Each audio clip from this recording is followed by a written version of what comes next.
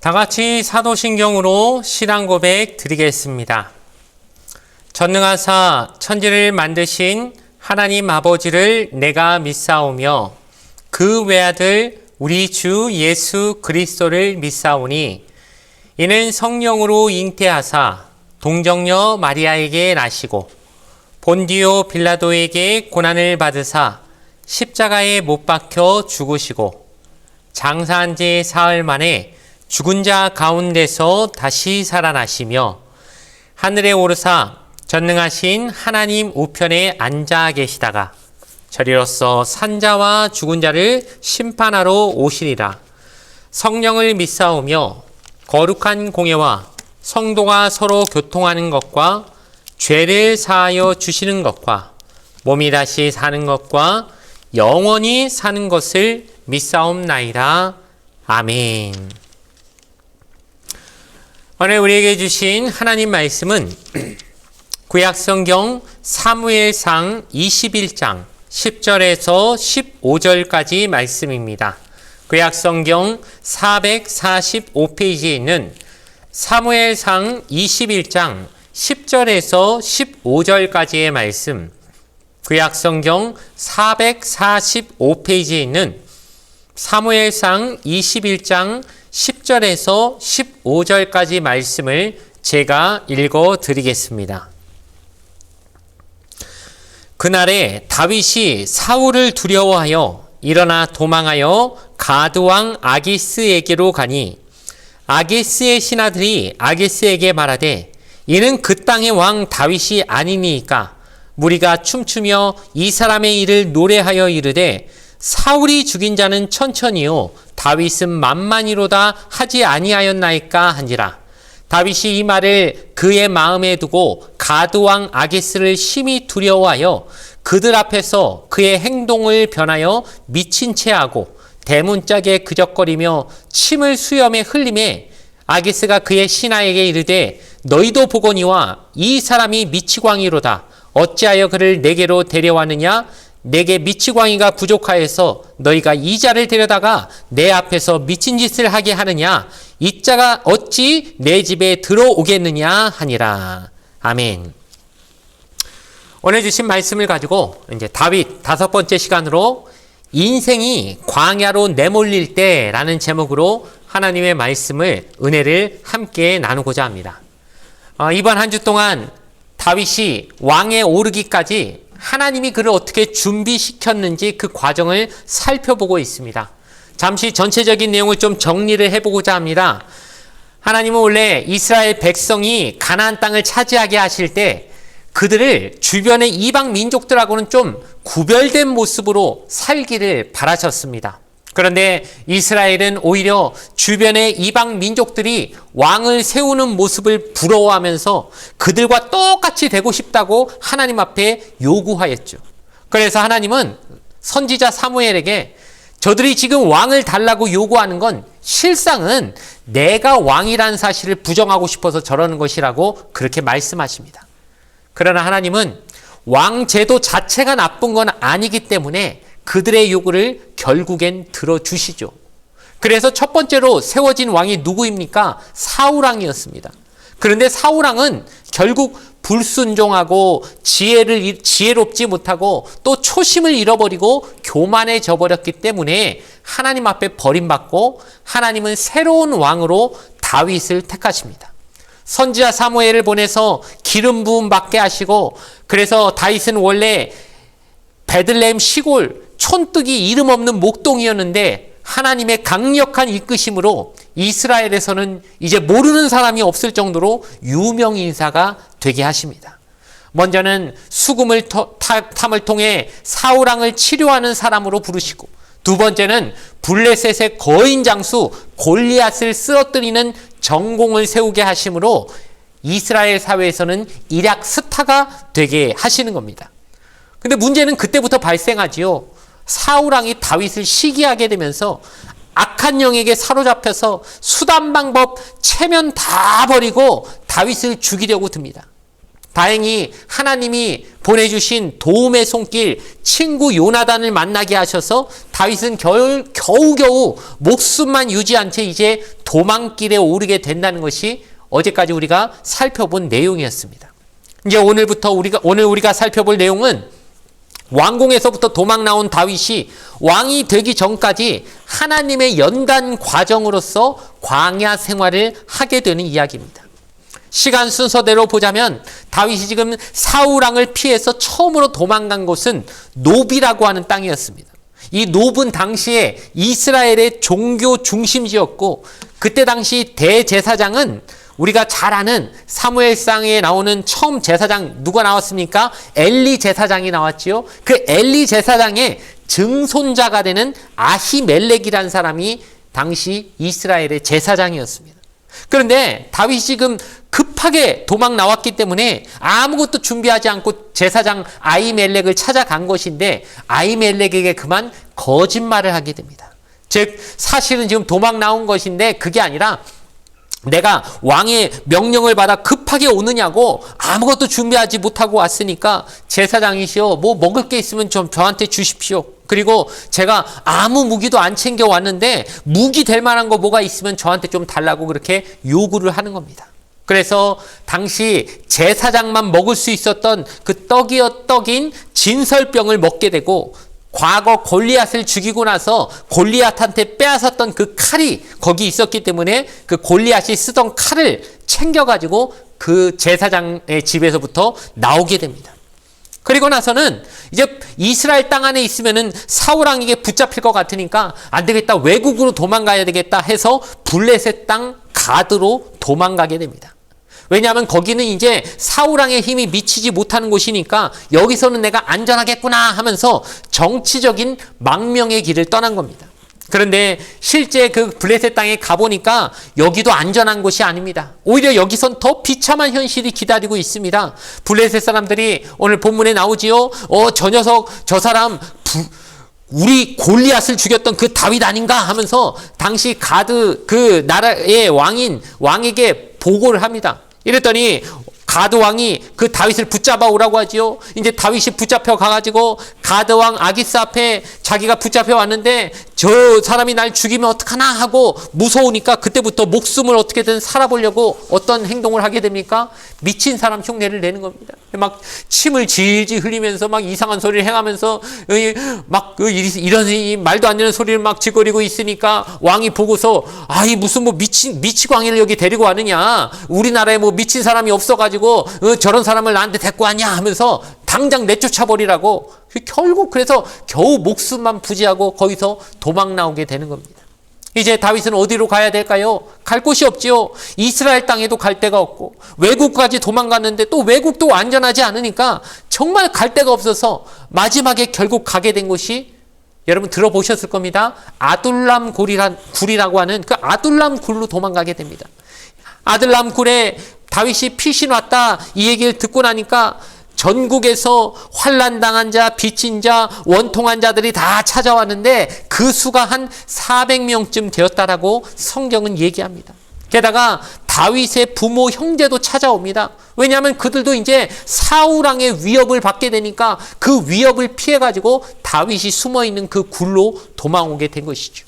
다윗을 쫓아다니는 사울 왕은 이제 악령에게 사로잡힌 사람이기 때문에 제정신을 완전히 잃어버린 상태가 됐습니다. 그래서 누가 사울 왕에게 가서 뭐라고 얘기합니까? 다윗이 보니까 제사장 아히멜렉을 찾아왔다가 이제 그 집을 방문하고 다녀갔다, 그걸 본 사람이 사울 왕한테 그걸 고자질을 하게 되는 것이죠. 사울 왕이 제사장 아히멜렉을 잡아오라고 명령을 합니다. 그리고 그를 신문하는 중에 너무 화가 나니까 부하들에게 저 제사장들 다 죽이라고 이렇게 명령을 내립니다. 그런데 부하들도 들어보니까는 지금 왕이 하는 명령이 제정신에서 하는 명령 같지가 않으니까 아무도 그 명령을 따르지 않는 겁니다.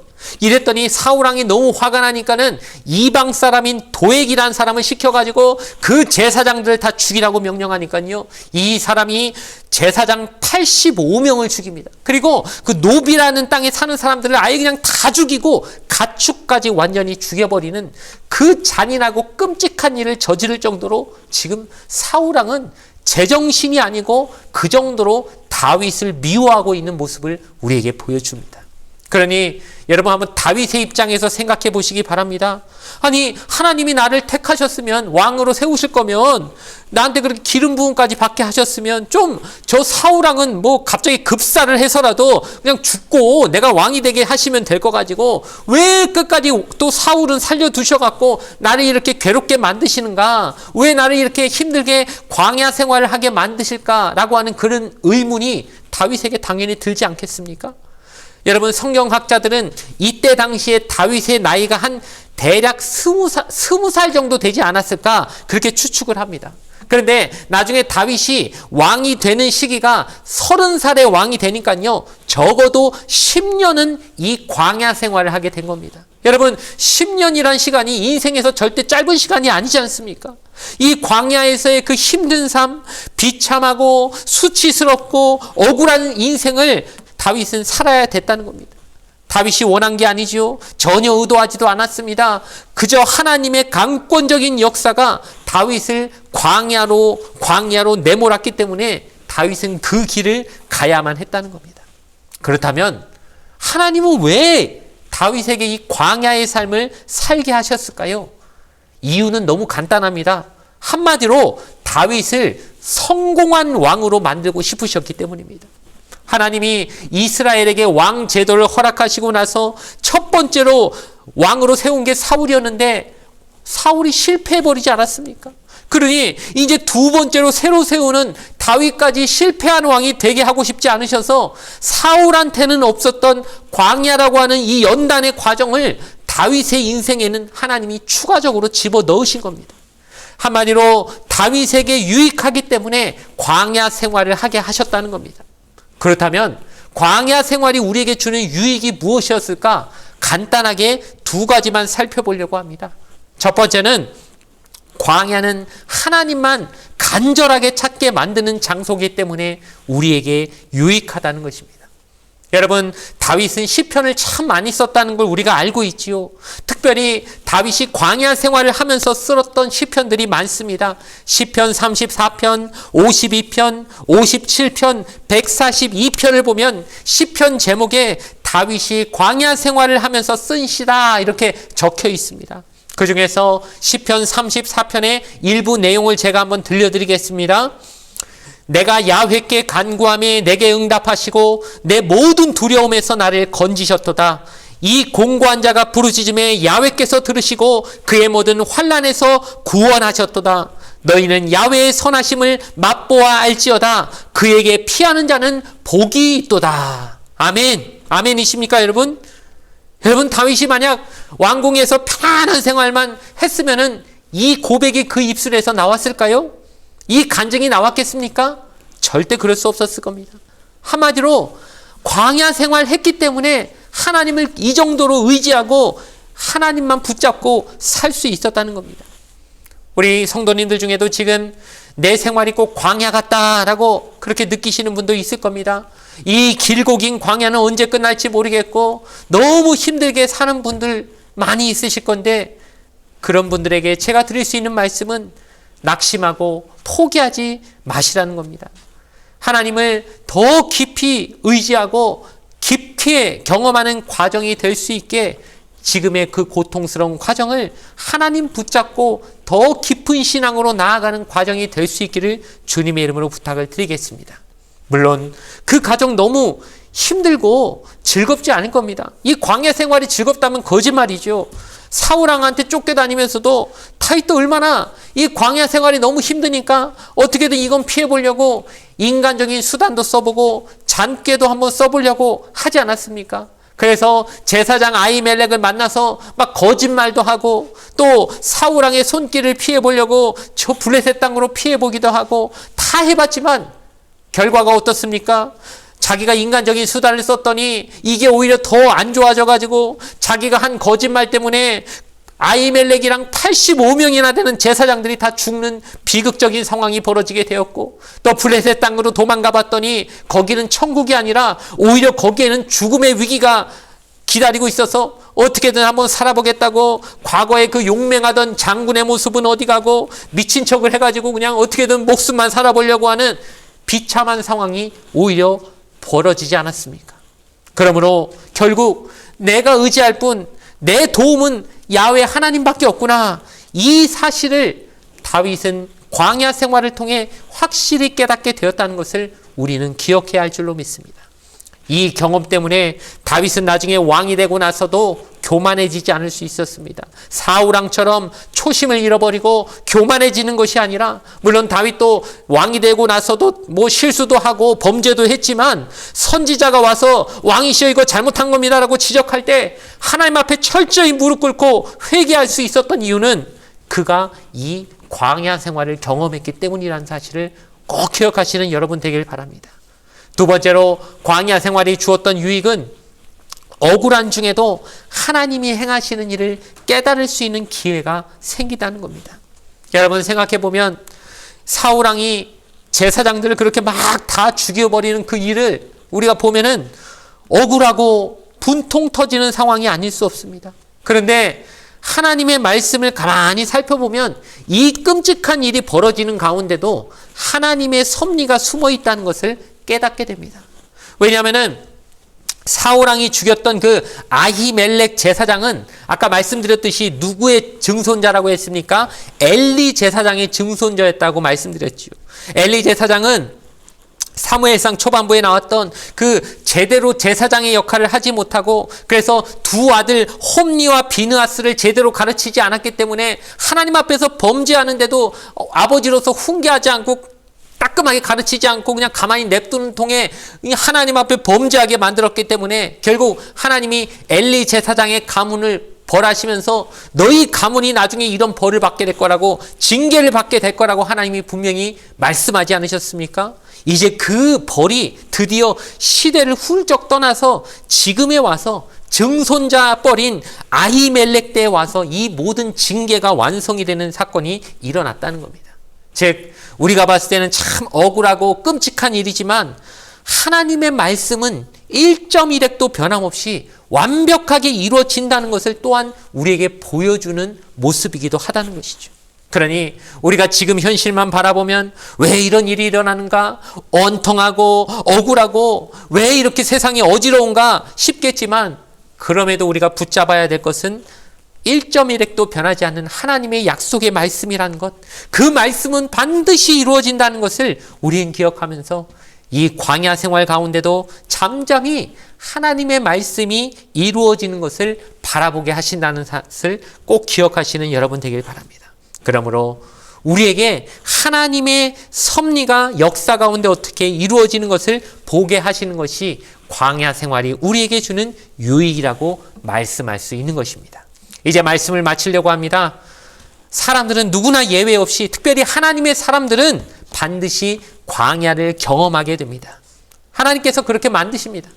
어떤 사람에게는 좀 길고 어떤 사람은 좀 짧고 또 어떤 사람은 좀 그 광야의 고통이 크고 또 어떤 사람은 좀 작을 수도 있겠지만 하나님은 결국 우리에게 유익이 되기 때문에 광야라는 연단 과정을 우리 인생 가운데 허락하신다는 것을 믿으시는 여러분 되길 바랍니다. 광야는 어쩔 수 없이 우리가 하나님만 바라보고 하나님만 의지하게 만듭니다. 내 수단 방법 다 써봐도 결국 안 되는 걸 경험하게 하심을 통하여 내 도움은 오직 야훼 하나님밖에 없습니다 라고 하는 고백이 우리 입술에서부터 나오게 만드시려고 하나님은 우리 인생에 광야를 허락하신다는 것입니다.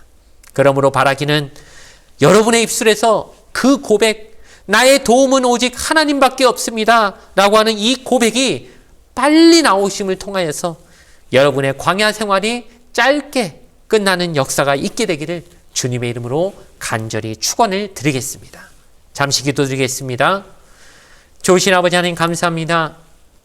하나님은 다윗을 사울처럼 실패하지 않게 만드시기 위해서 사울왕에게는 없었던 광야라고 하는 연단의 과정을 그 인생에 집어넣으셨던 것을 우리가 보았습니다. 지금 우리가 광야 생활을 하고 있습니까? 힘들고 괴롭겠지만 하나님이 나를 사용하시려고 어쩔 수 없이 나에게 연단하시는 과정이라고 생각하며 이 과정을 통해 하나님을 더욱 진실하고 깊이 만날 수 있겠구나 생각하며 이 과정을 기쁨으로 이겨낼 수 있는 우리 성도들 되게 하여 주시옵소서. 그 광야를 통하여 하나님의 섭리가 얼마나 깊으신지 깨달을 수 있게 하여 주시옵고, 내 인간적인 수단과 방법은 아무 도움이 안 된다는 사실을 분명히 깨달아서 하나님만 의지하고 나아가는 우리 삶이 되게 하여 주시옵소서. 그리하여 다윗처럼 철저히 준비되어서 하나님이 쓰시려고 할 때 귀하게 쓰임받을 수 있는 귀한 보석과 같은 믿음들로 온전히 연관되어지는 우리 모든 삶 되게 하여 주시옵소서. 예수님의 이름으로 간절히 기도드리옵나이다. 아멘. 주기도문으로서 예배를 모두 마치겠습니다. 하늘에 계신 우리 아버지여, 이름이 거룩히 여김을 받으시오며 나라가 임하시오며 뜻이 하늘에서 이루어진 것 같이 땅에서도 이루어지이다. 오늘 우리에게 일용할 양식을 주시옵고, 우리가 우리에게 죄 지은 자를 사하여 준 것 같이 우리 죄를 사하여 주시옵고, 우리를 시험에 들게 하지 마시옵고 다만 악에서 구하시옵소서. 나라와 권세와 영광이 아버지께 영원히 있사옵나이다. 아멘.